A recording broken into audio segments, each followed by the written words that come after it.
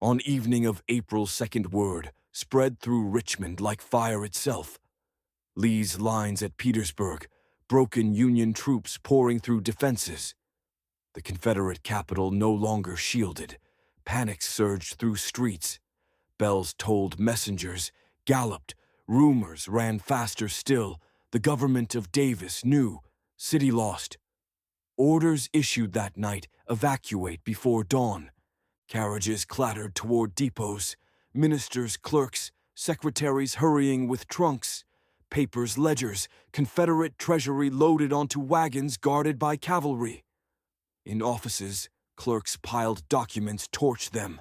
Flames leaping from windows. Sparks drifted over rooftops, while night sky glowed red. Citizens watched in silence. Some weeping, others shouting curses. Women clutched children as soldiers rushed past, carrying rifle sacks, whatever spoils they could seize. Jefferson Davis, President of Confederacy, sat in pew of St. Paul's Church when message arrived from Lee. He read note, pale lips, tight face drawn. He rose, left congregation stunned, walked quickly to office, gathered cabinet. Within hours he boarded train south, departing capital he had sworn never to abandon. Ministers followed in haste. Cars rattled away into night, bearing dream of Southern independence crumbling. Meanwhile, city convulsed warehouses along river, packed with tobacco cotton stores of whiskey. Ordered destroyed, flames set deliberately, barrels smashed, liquor pouring into gutters, crowds swarmed, drunk shouting rioters, looted shops. Soldiers too drunk to march broke into stores carrying bolts of cloth shoes, hams, barrels of sugar. Chaos thickened as torches spread fire from block to block. Bridges prepared for burning. Powder kegs rolled. Flames leapt higher by midnight, whole districts ablaze. Sparks showered over steeples. Roofs collapsed. Windows burst. Heat drove crowds into streets. Some citizens fought. Fire lines passing buckets, but soldiers cut ropes, drove them away. Law vanished, replaced by smoke, roar of collapsing timbers, groans of wounded, mingled with crackle of fire. By dawn, Richmond an inferno. Dense smoke blanketed river. James glow red horizon. Union army still miles distant, yet capital already destroyed by hands meant to defend it. Streets choked with refugees, carts, wagons, hand barrows, children crying, animals braying. Families stumbled south, clutching what they could carry. Flames behind them towered into sky. As correspondent, I moved through streets, saw faces lit by fire. Fear, rage, despair mingled. Some cursed Davis calling him coward for flight. Others clung to hope. Lee might still turn tide. But most silent, watching homes vanish in flames, they themselves ignited under orders. People who had endured blockade, hunger shelling, now lost city without battle. Richmond fell before enemy, entered not by cannon, but by torch of retreat. At dawn of April 3rd, Union columns advanced cautiously. Cavalry scouts entered. Outskirts found bridges, smoking warehouses in ruins. Flames still raging, sky black with soot. When blue uniforms appeared, crowds of freedmen surged forward, crying, shouting prayers, hats tossed into air. Some knelt, kissed boots of soldiers. Others sang hymns, voices trembling with joy. Slavery's capital fall in chains, broken in sight of men who bore rifles of Union. General Weitzel, commanding corps of colored troops, led way into city lines of infantry. Marched steady flags, unfurled, drums beat, yet soldiers hushed faces solemn. Before spectacle streets, still smoking buildings, collapsing embers drifting down like snow. In silence, broken only by cheer of newly freed thousands. Stars and stripes raised above Capitol Dome, where Confederate banner flown 4 years. Shout erupted, rolling like thunder, echoing across river. Scenes of jubilation fierce beyond measure. Freed families, reunited wives, clasping husbands. Children lifted high, crying Father free at last. Ministers led prayers in open streets, tears streaming voices, hoarse from singing. Soldiers looked on, some smiling, some weeping at sight, never thought to see. A chaplain wrote day when chains of centuries broke in single hour. Yet city still chaos, flames devoured warehouses, tobacco cotton stores exploding into sparks. Soldiers fought fire, forming bucket lines using engines still intact. Water poured hissed against timbers, but whole blocks gone already. Refugees huddled along riverbank wagons, overturned possessions, strewn mud mixed with ashes. Women searched ruins for bread, children carried jugs filled with smoke, dark water. Union officers moved swiftly to restore order. Patrols posted at corners, guards kept looters back. Both black and white, provost marshals reopened depots, distributed rations, flour meat to hungry thousands, lined streets for food. Soldiers shared coffee, hardtack with children trembling with cold. Some families cheered, others glared, eyes filled with bitterness. Yet Army maintained strict discipline, greater mercy than Confederates shown retreat. I walked past Libby prison gates thrown open. Emaciated men staggered out, Union captives held months within dark walls, faces, hollow eyes, sunken bones showing through rags. They stumbled into arms of comrades, some fainting from joy. Survivors embraced, sobbing guards gone, vanished in night, leaving only stench. Disease records burned, prison itself. Symbol of cruelty now broken under heel of men who once starved there. Richmond no longer fortress, but ruin mixture of joy and despair.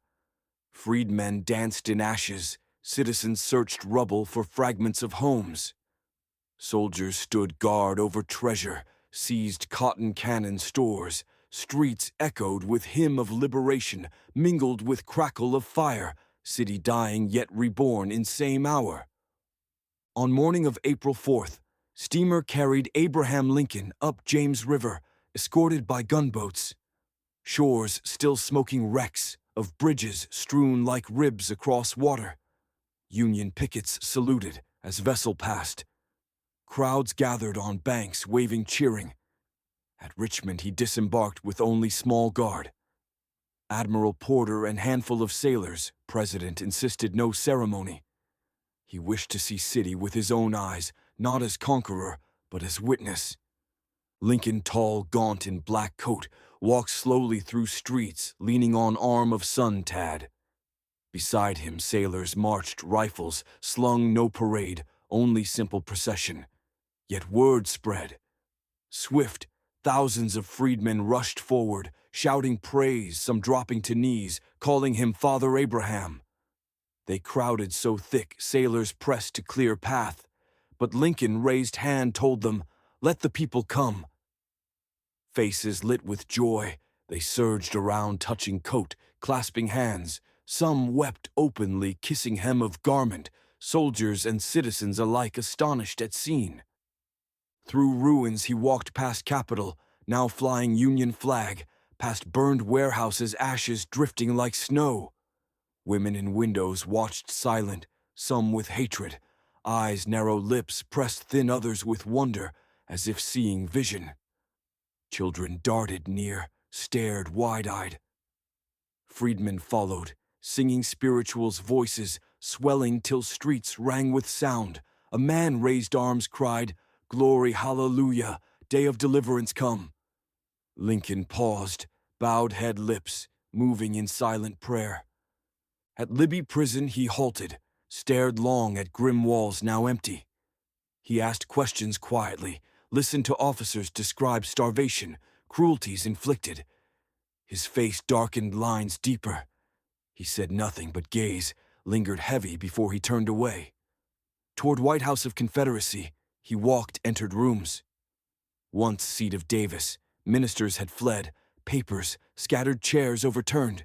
He sat briefly in office. Chair looked out, window over city, then rose without word, left house to silence thick as ash. Crowds never ceased to press. freed women reached out, holding infants begging President to bless children. Lincoln bent, touched heads, gently said, "May you grow free." Citizens hostile, muttered curses behind shutters, yet dared not emerge. For them sight unbearable. Enemy leader, walking unarmed through Capitol. Once pride of South, for freedmen it was vision, beyond dreams like Moses entering promised land. When Lincoln returned to boat, evening fell sky red with embers. He waved hat to crowds still gathered along riverbank. Voices rose hymn, mingled with cheer. President smiled, weary yet serene. He had seen fall of stronghold that had cost nation rivers of blood, his presence symbol stronger than any order. Army brought conquest, but Lincoln brought meaning. The fall of Richmond struck Confederacy like hammer blow. Capital abandoned, burned by own defenders. Government fled, army retreating south. Morale shattered, citizens who once swore, city never yield. Awoke amid ashes, symbols of rebellion toppled in single night. Even diehards confessed struggle near end. Letters, diaries from April 3rd spoke despair. One woman wrote, all lost. I sit in house half burned, my husband gone, my sons dead. There is nothing left. Nation broken heart exposed. For Union victory resounded, North celebrated, bells rang, cities illuminated, newspapers declared rebellion, crushed, crowds cheered in streets, soldiers in camps sang hymns, wrote letters home, saying war almost done. Mothers, widows read news with tears, mixture relief. Sorrow too late for many, yet comfort that sacrifice neared fulfillment. Politically moment decisive, Lincoln's presence, walking unguarded through capital of enemy, gave image unmatched, strength tempered with mercy, conqueror without pomp. His words to freedmen, his calm among ruins, spread across land as photograph never could. Northern papers called it vision of new republic founded on liberty. South saw humiliation, yet also glimpse of reconciliation, if only bitterness could be overcome. Strategically, loss of Richmond cut artery. Confederacy deprived of seat of government, major depots, factories, treasuries emptied, records scattered. Lee's army alone remained hope, thin retreating west, pursued by Grant. Citizens fled in columns, ragged, hungry towns along path, overwhelmed refugees. Desperation plain, last act begun, curtain of war, ready to fall. Among freed people, moment, eternal songs filled air, prayers shouted in streets, families embraced, danced amid ashes. They claimed space denied for centuries, smell of smoke could not extinguish joy, liberty, tangible in sight of flag raised above Capitol.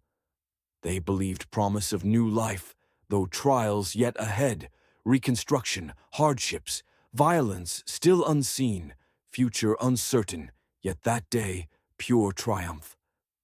As correspondent, I wrote, Richmond's fall not merely military event, but moral turning point.